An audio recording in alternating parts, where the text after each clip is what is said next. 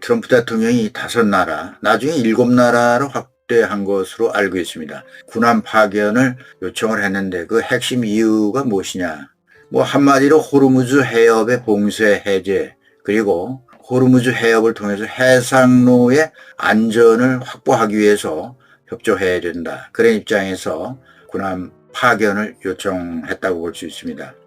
이 트럼프 대통령은 호르무즈 해협을 통해서 원유하고 LNG를 공급받는 나라들이 있죠. 우리나라도 그렇습니다. 그런데 정작 이 항로를 주로 이용하는 그런 나라들이 항로 보호에는 기여하지 않고 있다. 이런 점을 지적했습니다.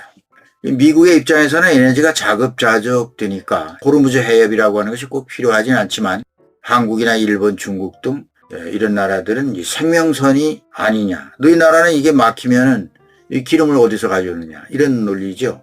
그래서 좀 협조해야 된다. 그런 입장이고요.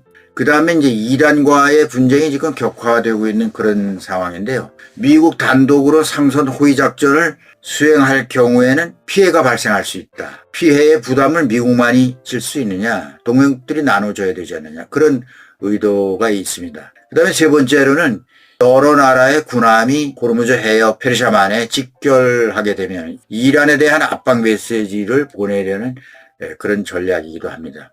그런데 현재 한국을 포함한 동맹국들은 검토 중이다. 그러면서 이제 부정적 반응을 보이고 있죠. 그것도 그럴 수밖에 없는 것이 군함을 파견한다고 하는 것은 이란 전쟁에 개입하는 것이나 마찬가지니까 이란이 가만히 있지 않고 보복 조치를 할 테니까 신중하지 않을 수가 없습니다. 이에 대해서 트럼프 대통령은 특유의 거래적 외교 이런 스탠스를 취하고 나왔습니다. Quit if you want. 관둬라. 강요하지 않는 듯 이렇게 보이면서 나중에는 실제로 도와주지 않는다면 대가를 치르게 할 수도 있다. We will remember. 이런 표현을 했습니다. 이건 경고죠. 나중에 좋지 않겠다 그런 얘기인데요. 군함 파견을 거절한 것을 빌미로 해가지고 방위비 분담금을 증액하거나 또는 무역 관세를 더 올려서 부과하거나 또 다른 영역에서 양보를 받아내려고 할 가능성이 높습니다.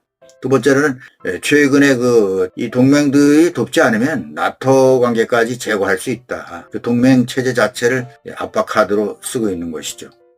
또 지원이 없더라도 미국이 단독으로 해협을 개방할 수 있다. 그럴 경우에 통행하는 선박들은 미군의 보호를 받아야 된다. 그러니까 미군의 보호비를 요청하는 거죠. 미군 보호비 성격의 비용을 요구할 파격적인 그 시나리오도 예상이 되고 있습니다.